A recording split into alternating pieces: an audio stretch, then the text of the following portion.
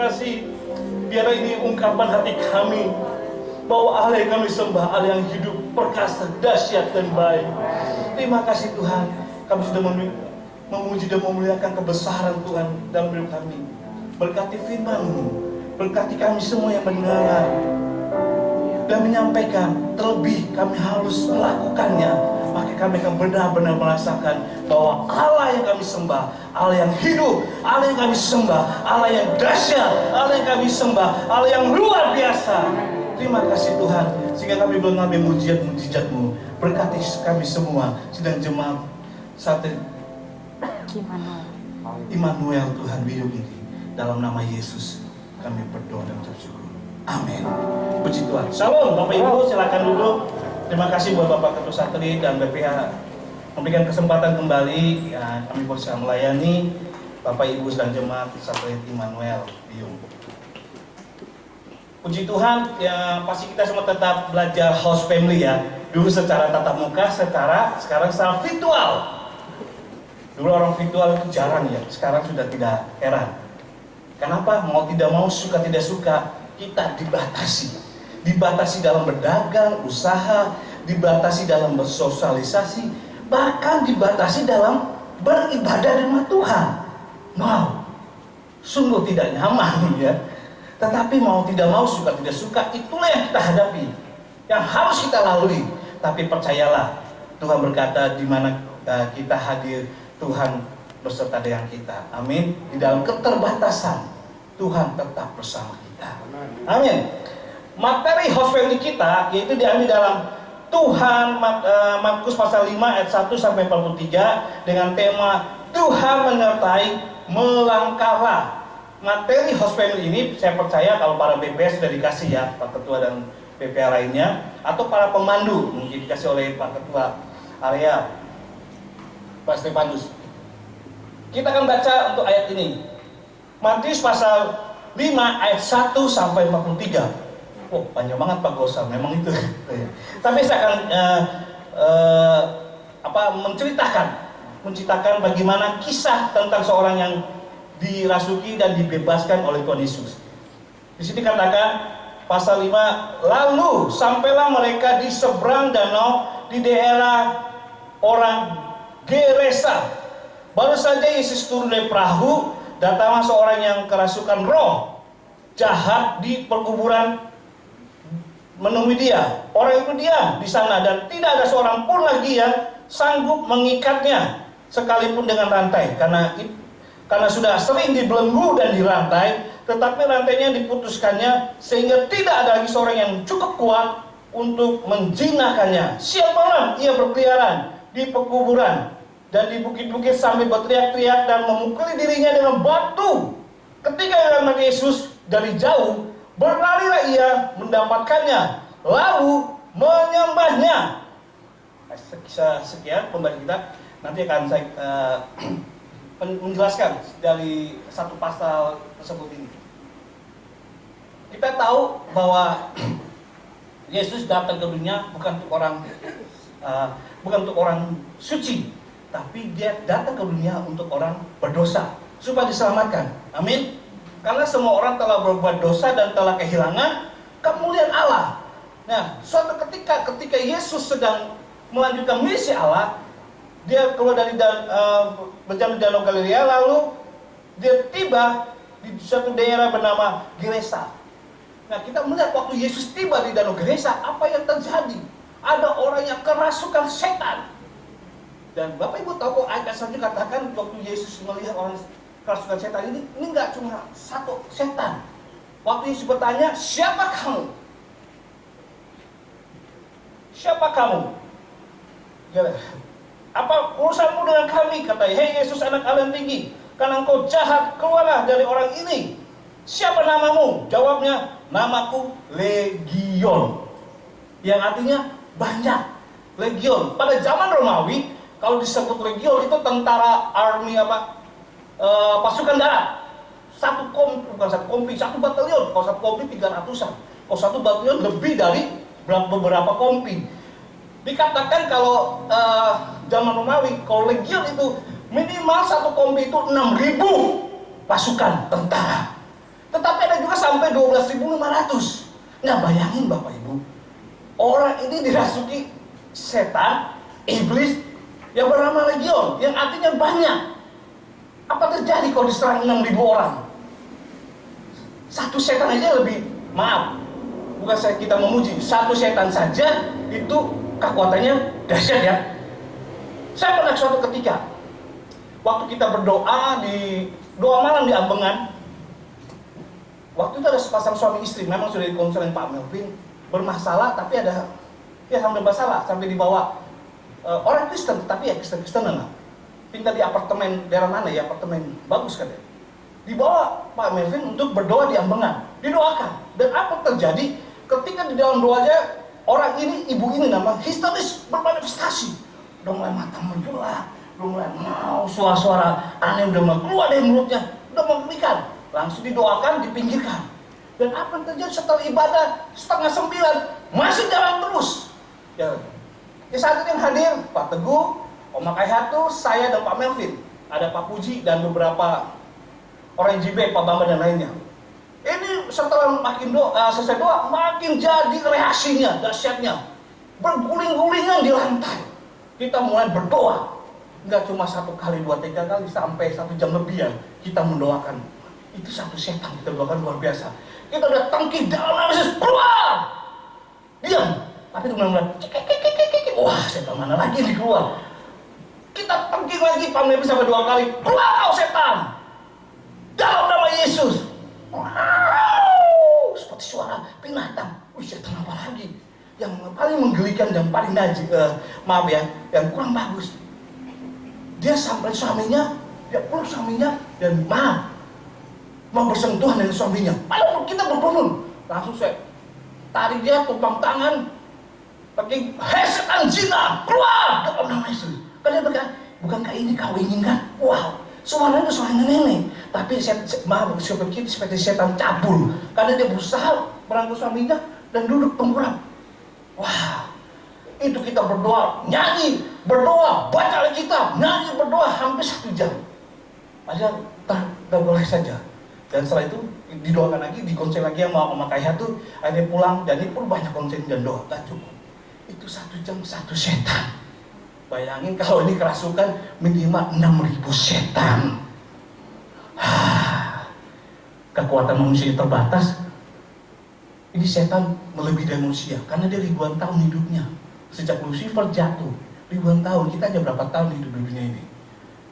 Berapa harta yang kita banggakan, berapa kekayaan yang kita banggakan, berapa kedudukan kita membawa orang punya kuasa. Maaf, satu setan bisa mengalahkan orang kaya. Satu setan bisa mengalahkan orang yang bikin mempermalukan, orang yang punya kedudukan, punya status yang tinggi, bisa mempermalukan. Itu satu setan. Apa ini namanya? Legion. Banyak. Apa yang terjadi? Ini kalau sedih kenapa manusia tidak gampang. Di sini Yesus sedih, teman-teman. Dikatakan keluar kamu. Nah, orang kembali lagi dalam kitab-kitab ini. Si setan ini tahu kalau diusir Yesus kembali ke Gerasa, pasti Yesus tidak akan mengizinkan. Dia lari ke babi-babi. Itu ada babi. Gimana? Ya sudah, kamu keluar pokoknya orang ini.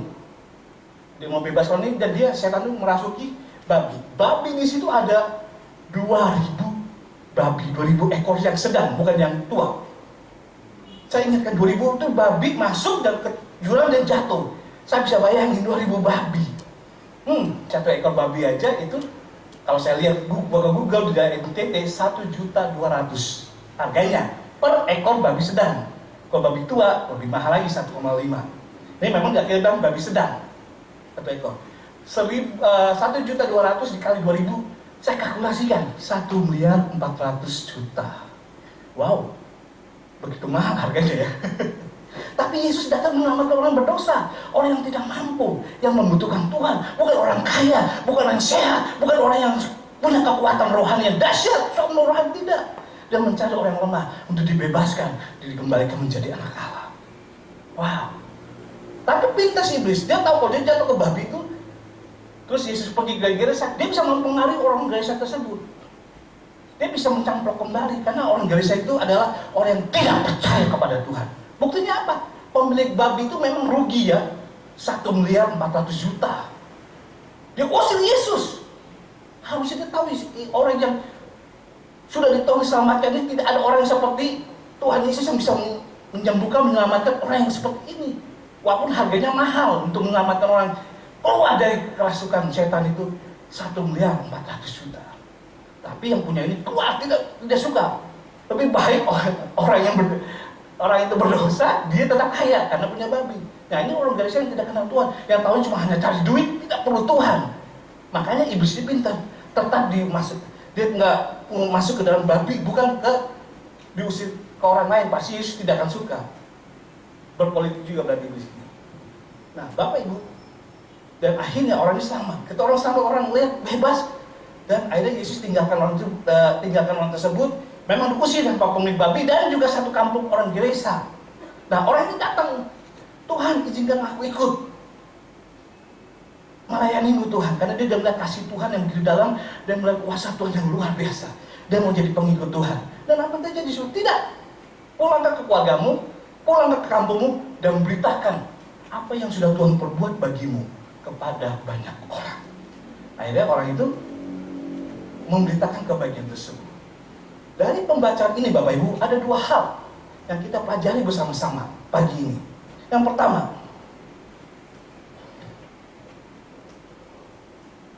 Tuhan menyertai dan melangkah. Jika kita melihat dan mengalami kuasa Tuhan, lalu apa yang kita lakukan? Jika kita melihat dan ingin mengalami kuasa Tuhan dalam kita, apa yang harus kita lakukan? Dari kisah ini, kemudian pertama adalah kita harus rendah hati, datang dan andalkan Tuhan Yesus. Amin. Markus 5 ayat 21 dan 34. Dikatakan orang itu datang pada Yesus menyembah. Walaupun ada iblis di dalamnya, rupanya orang kasukan sini ada punya keberanian untuk datang pada Yesus, karena dia tahu ini Allah yang luar biasa, ini Tuhan yang dahsyat yang sanggup memulihkan dia. Dan iblis tentu bertentangan, tidak mau, tapi bertentangan. Orang yang datang pada Tuhan, iblis itu berusaha untuk menghalangi, tetapi kekuatan orang yang datang pada Tuhan bisa menghalalkan iblis. Dia datang pada Yesus, tersungkur ke Yesus, dan dia menyembah. Amin. Jika kita ingin melihat dan mengalami sendiri kuasa Tuhan, Yesus yang baik, Allah yang berdasar, Bapa yang kekal, datanglah. Kita harus datang rendah hati. Kita harus rendah hati, datang dan andalkan Tuhan Yesus. Amin. Miliki rendah hati dan datang kepada Tuhan dan andalkan Tuhan. Amin. Kau ingin mengalami, banyak orang datang ke Tuhan hanya ingin rutinitas agamawi. Datang, yang penting sekolah ke gereja, tapi dia tidak membutuhkan Tuhan. Disuruh memuji Tuhan, meneng. Dengarkan firman Tuhan, entah kurang konsentrasi. Yang penting datang saja. Daripada udah 1 tahun tidak ke gereja, ya kan? Ya sudahlah. Orang berteman sekarang udah bisa, walaupun dibatasi, kerja aja. Walaupun terbatasi bisa bertemu, apa ke gereja, walaupun dibatasi tetap bisa ketemu. Yang penting datang. Banyak orang tipe-tipe seperti ini demikian. Datang, tapi tidak dengan rendah hati untuk mengalami Yesus, mengalami kuasa ibadah, mengalami hadirat Tuhan, dan mengalami mujizat Tuhan. Beda dengan orang ini. Kalau kita tahu kita ke rumah Tuhan, kita memuji dan memuliakan Tuhan ke bait Allah, di mana Allah ditinggikan, diagungkan, dimuliakan di rumah Tuhan, maka kita harus rendah hati, terbuka hati kita. Oh, saya mau ke rumah Tuhan, saya mau datang ke Satria Immanuel ini, saya mau merasakan hadirat Tuhan, saya ingin bersuka cita bersama orang-orang jemaat di sini, dan saya ingin merasakan kuasa firman Tuhan. Awal itu dari rumah kita.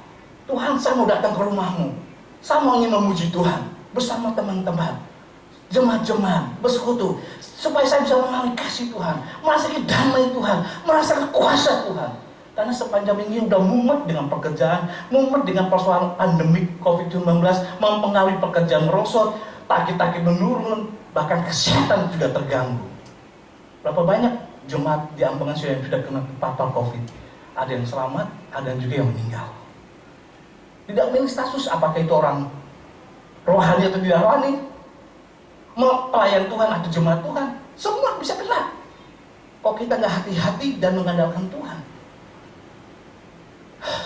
Tapi puji Tuhan, ingin mengalami dan menguasai Tuhan, datanglah dengan rendah hati dan andalkan Tuhan. Amin. Kenapa? Karena kalau di Matius disebut, kenapa kita harus datang dengan rendah hati dan ingin mengalami kuasa Tuhan? Karena Allah yang kita sembah dikatakan gini. Ada yang kita sembah adalah Allah itu Jehovah Jireh. Allah yang, ada yang tahu? Menyediakan. Ini dalam bahasa Ibrani. Jehovah Jireh artinya Allah yang menyediakan. Allah kita itu Jehovah Rafa. Kenapa? Allah yang menyembuhkan.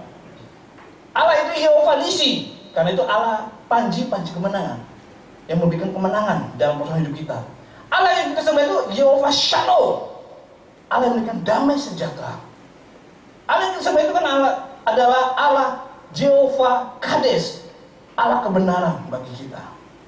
Banyak kebenaran-kebenaran duniawi yang pengaruhi kita. Yang bisa kita hampir percaya. Tapi hanya kebenaran firman Tuhan. Jehovah Kades, itulah kebenaran sejati. Kebenaran kita di atas kebenaran-kebenaran duniawi ini. Amin. Mengapa kita datang pada Tuhan dengan rendah hati? Karena kita tahu Allah yang kita sembah, Allah yang dahsyat, Allah yang bisa menyediakan keperluan kita. Meskipun kita tahu usaha kita mungkin sedang bangkrut, usaha kita mungkin sedang kurang karena akibat dampak ini. Tapi kita percaya ketika saya ke rumah Tuhan, saya host family secara virtual, saya berdoa malam dengan bertatap muka, karena saya tahu Allah yang kita sembah adalah Allah yang Jehovah Jireh, Allah yang menyediakan. Allah yang kita sembah adalah Jehovah Rafa. Berapa banyak dari kita mengalami Allah yang disebut Allah Jehovah Jireh, Allah yang menyediakan, Jehovah Rafa, Allah yang menyembuhkan? Nggak ada ya. Tapi percaya, kita pasti mengalami. Kalau Bapak Ibu merasa Tuhan itu ada, itu yang pertama, datang. Seperti orang yang kerasukan, dia datang. Walaupun ada penghalangan iblis yang merasuki dia, tapi dia datang karena dia tahu yang datang adalah Tuhan Yesus. Dia harus datang dengan hati dan menyembah dia. Amin. Datang dengan rendah hati dan menyembah dia sehingga mengalami kuasa Tuhan. Yang kedua, dua hal yang kita pelajari untuk kita melihat dan mengalami kuasa Tuhan dalam hidup kita. Yang kedua adalah berbagilah kebahagiaan. Berbagilah kebahagiaan kepada orang lain setelah kita merasakan pertolongan Tuhan Yesus, agar orang lain mengalami juga kasih dan kuasa Tuhan Yesus. Amin. Markus 5 ayat 20 dikatakan, dia ketemu Yesus, Yesus berkata, kamu jangan ikut aku, pulanglah ke saudaramu, pulanglah ke kampung halamanmu, dan beritakan apa yang sudah Tuhan perbuat bagi kamu. Dia langsung merasakan. Dia keliling kepada keluarganya, ke kampungnya, dan sampai daerah Kadopolis, mungkin ibu kotanya. Dia menceritakan bahwa dia sudah diselamatkan oleh Tuhan Yesus, bahwa dia sudah disembuhkan dari kerasukan setan. Karena itu dahsyat, dikatakan apa? Sampai disembuhkan, karena dia ambil batu, dia suka pukul kepalanya menjadi di tengah kuburan. Begitu mengerikan iblis untuk merusak tubuh dirinya. Sedang kita semua pasti ingin merawat tubuh dengan baik. Makanya ada make up kecantikan, ada alat pelangsing tubuh, ada alat untuk usaha tubuh kita baik. Tapi ingat, iblis datang untuk membunuh dan menghancurkan. Pertama membunuh pikiran kita, membunuh iman kita, lalu membunuh tubuh jasmani kita, seperti orang yang kerasukan ini. Tapi ingat, Yesus datang untuk memberi kehidupan, bukannya kehidupan yang kekal, tapi kehidupan berlimpahan. Ada mujizat, ada damai sejahtera, ada kecukupan di dalam Tuhan. Amin. Yang kedua, kalau kita sudah merasakan, saya diberkati Tuhan pekerjaan saya diberkati Tuhan, keluarga saya sampai saat ini sehat-sehat, baik-baik, puji Tuhan. Dan saya diberkati, keluarga saya tetap harmonis, tidak ada perceraian. Oh, saya melihat data statistik perceraian di pengadilan agama sebelah, itu ratusan orang mengantri. Kebanyakan yang menceraikan bukan suami, istri yang menceraikan suami. Emansipasi. Kenapa? Karena suaminya udah nganggur, kena PHK, kena pecat, tidak lagi sanggup biaya. Istrinya stres. Siapa yang menghidupi dirinya dan anaknya? Didempak suaminya dari kehidupan rumah tangganya. Dipecat juga dia. Suaminya dipecat dari perusahaan, Dipecat dari rumah tangga. Itu ngerinya kehidupan ini. Betul? Mungkin Bapak Ibu nggak sampai melihat. Ketika kita banyak membaca, lihat kenyataan itu terjadi. Nggak, itu pun di luar Tuhan. Yang di dalam Tuhan banyak perceraian terjadi. Orang Kristen pun banyak perceraian. Tapi ya, kita lihat, kalau kita merasakan keluarga kita tetap harmonis, hubungan suami, istri, orang tua, dan anak, pekerjaan kita tetap diberkati, usaha kita tetap, ya jalanlah, minimal jalan. Dan juga kita masih tempat bertatap ibadah, tatap muka ini. Berapa banyak yang nggak bisa beribadah. Udah kena COVID, kena gempa lagi. Gereja di malam, hancur gerejanya. Karena gempa tadi malam. Ada merasakan rumahnya kena gempa? Yang biasa rumah orang kaya ya, yang tingkat ya. Terasa kami aja rumah gereja tinggal di atas, terasa saya dulu. Ini apa saya tensi lagi naik? Karena digoyang, kursi goyang dulu. Saya kasih tahu sama istri saya, Mama ini kok digoyang? Dia malah aslinya. Yang digoyangi sapunya, membersihkan rumah. Saya merasakan. Ketika kami buka WA, dari staf pastoral, dari BPHJBM, wah, goyang. Tapi puji Tuhan, kita selamat sampai saat ini. Rumah kita Tuhan jaga, keluarga kita Tuhan jaga, kesehatan kita pun dijaga Tuhan. Bahkan gereja tempat kita beribadah jaga Tuhan, bersyukurlah dan ceritakan kepada orang lain. Karena Tuhan sudah berbuat baik bagi kita. Amin. Bahwa Yesus yang kita sembah, Allah yang hidup, Allah yang dasar, Allah yang luar biasa, dan Allah yang peduli bagi kita semua. Amin. Kesaksian di Komisi EJBM, ya kebetulan saya masih 3 tahun, terus dipercayakan lagi 2 tahun untuk tetap melayani Komisi EJBM. Saya melihat sejak pandemi banyak jemaat yang beberapa terdampak ekonominya, ada dipecat, di PHK dan lain-lain. Lalu gereja berinisiatif untuk memberikan sembako, yang mungkin beberapa ibu yang bisa menerimanya ya pasti ada ya, untuk mengurangi lah supaya pastor tetap bisa monitor jemaatnya dan juga bisa berbagi kasih. Dahulu 800 ya 1000, lalu karena sudah beberapa kemudian sudah mulai terbuka kerja, sudah mulai boleh kembali, lalu 800 akhirnya 600 sampai saat ini. Jadi mulai April hingga sampai sekarang April, gereja memberi berbagi. Sekarang sisa 600 paket, gereja 300 paket, Pak Haryadi 200 paket, dan Komisi EJBM 100 paket. Ketika ada laporan-laporannya, Komisi EJBM memberi itu tiap bulan 11.600.000 tiap bulan untuk berbagi kepada jemaat, membeli sembako. Hal lakukan. Yang kedua, waktu Natalan, kita tahu biasanya ke satelit bergabung dengan kita di Komisi EJBM Natal bersama ya, gitu. Tapi nggak bisa, terdesak. Dan juga kita tahu ada beberapa satelit terdampak juga akibat ekonomi yang ini. Kami bersama BPM bersepakat, ya sudahlah kita nanti secara virtual, live streaming, tapi kita harus berbagi kasih. Apa yang kita lakukan? Ya kita bagi mereka yang rajin dan setengah rajin dapat berkat juga diri. Sehingga kita totalnya 30 juta ya untuk beberapa jemaat, beberapa satelit. Karena itu kan satelit kan sering beribadah di Komisi EJBM. Kalau dulu ada sepeda motor Natal, tapi sekarang enggak, ya kita berbagi. Itu 30, hanya 13 satelit dan 5 wilayah. Supaya mereka merasakan juga berkat berbagi kasih berkat Komisi EJB kepada satu wilayah. Itu dari komisi yang kami layani. Puji Tuhan, saya sangat bersyukur bahwa Komisi EJB adalah komisi pengusaha yang peduli kepada jemaat-jemaatnya. Bukan hanya gereja saja ambil bagian, tapi jemaat pun harus ambil bagian, berbagi kasih kepada jemaat-jemaat juga. Amin. Kalau merasa kita hidup sejahtera, ketika ada orang lain ini harus sejahtera juga. Membagikan minimal apa bisa kita bagikan. Dan saya akhiri dengan sebuah kesaksian. Karena poin kedua adalah bagilah kasih kita kepada orang lain agar mereka mengalami kasih Yesus juga. Sampai kita berbagi kasih, kita sedang mempermuliakan Tuhan. Apa yang terjadi? Ya, apa terjadi? Saya ceritakan. Ada satu jemaat yang di Jemaat Santet Anugerah. Dia punya salon. Dia dulu adalah salon kecantikan para artis, karena kami lihat foto-fotonya dan pejabat-pejabat tahun lama yang sejak zaman Pak Soeharto dan Habibie. Saya lihat pejabat tersebut, ini Ibu Menteri, ini para artis.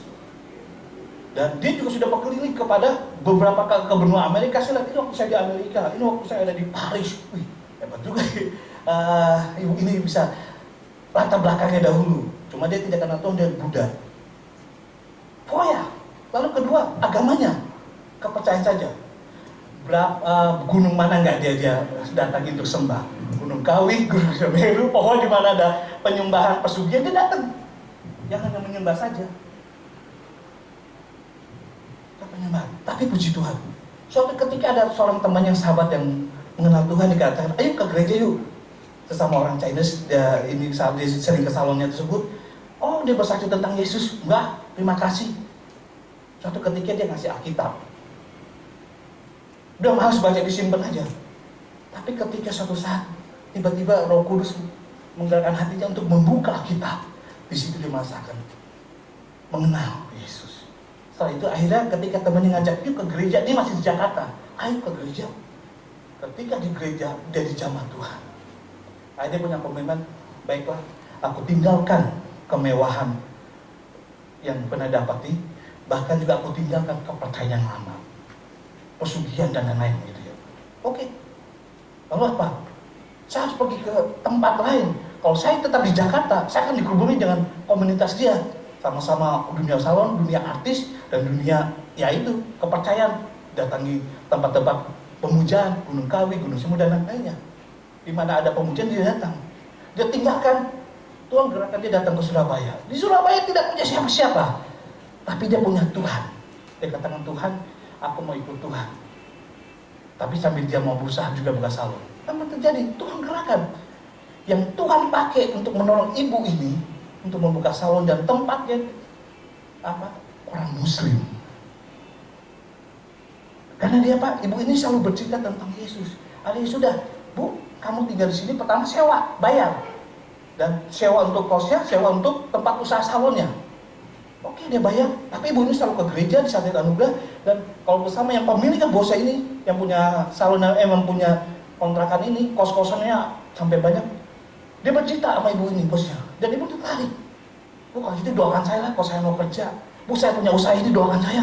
Dan itu dijawab Tuhan, setiap doanya didoakan. Sampai saya kaget. Ketika ada rumah baru, dia pindah rumah baru, kosan baru. Dia biasanya orang Muslim kan bikin acara kan ya. Selamatan. Yang dipanggil kami untuk mendoakan.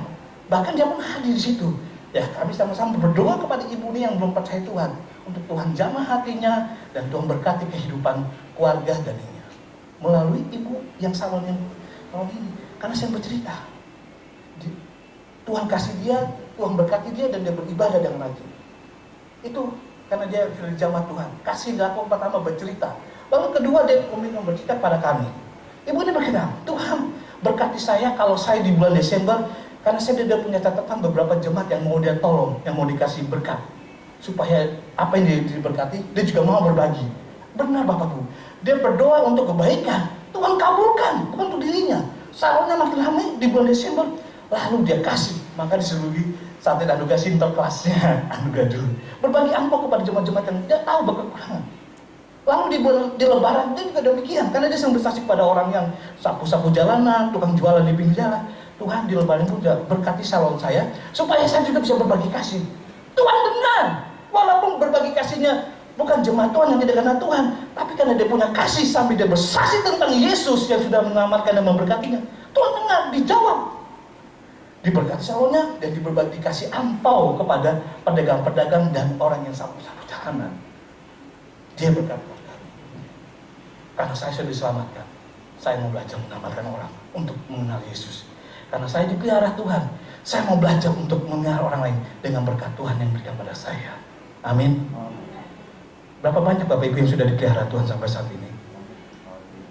Berbagilah kebahagiaan tersebut, supaya orang lain bisa mengenal siapa Allah yang kita sembah, siapa Allah yang kita puji, siapa Allah yang kita baca Alkitab setiap hari, siapa Allah yang kita layani dengan talenta kita. Mari kita bersyukur pada Tuhan. Haleluya. Mari kita akan menyembah, memuji, berterima kasih Tuhan. Haleluya. Dari kebenaran ini, 2 poin, mari kita belajar. Kalau Tuhan begitu mencintai kita, Tuhan cinta pada kita bukan karena kita punya hidup yang baik, karena kita kaya, karena kita punya jabatan posisi dalam dunia sekuler atau dunia gereja, atau kita punya tubuh yang baik, cantik. Tidak, Tuhan cinta kita karena kita butuh Tuhan. Karena dahulu kita sudah terbelenggu oleh setan, oleh karakter dosa yang membelenggu kita.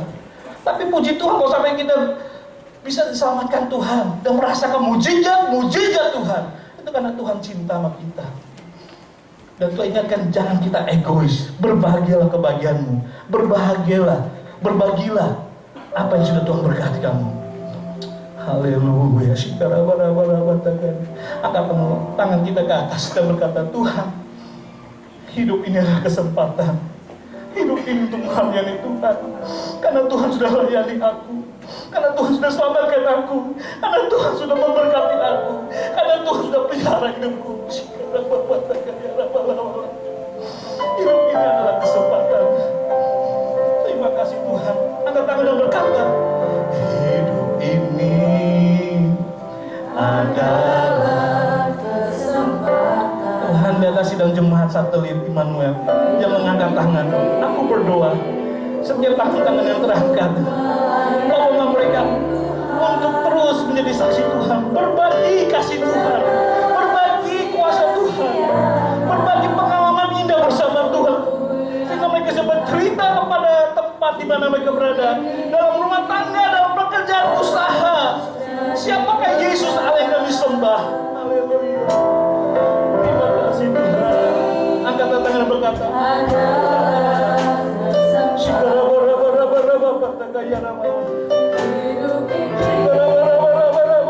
Tuhan pemeliharaan.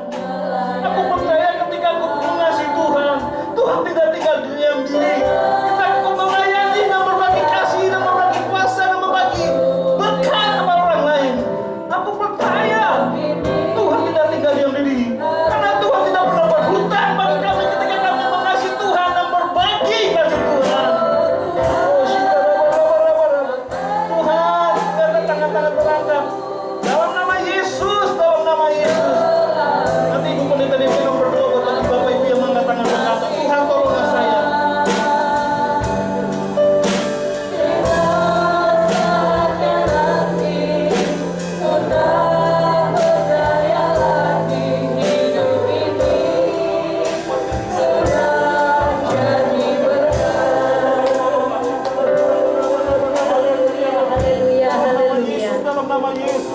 Bapak, kami berterima kasih untuk pagi hari ini dalam ibadah kami.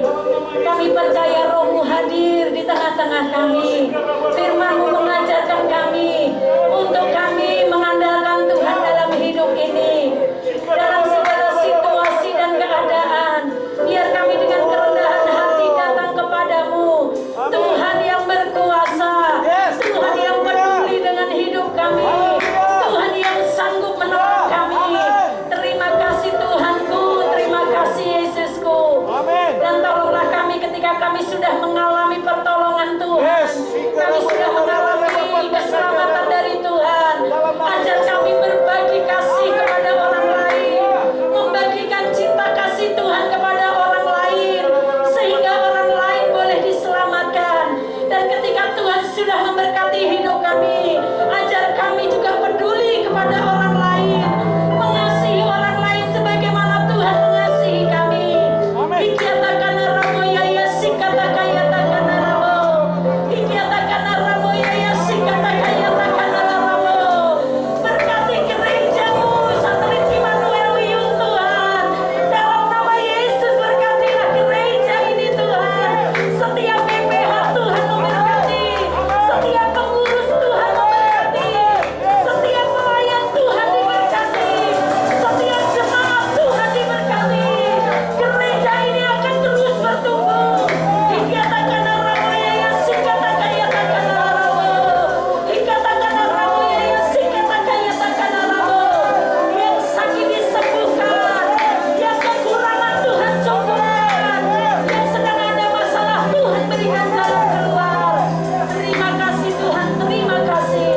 Kami bersyukur karena Tuhan baik. Dalam nama Tuhan kami Yesus Kristus, kami berdoa dan bersyukur. Haleluya.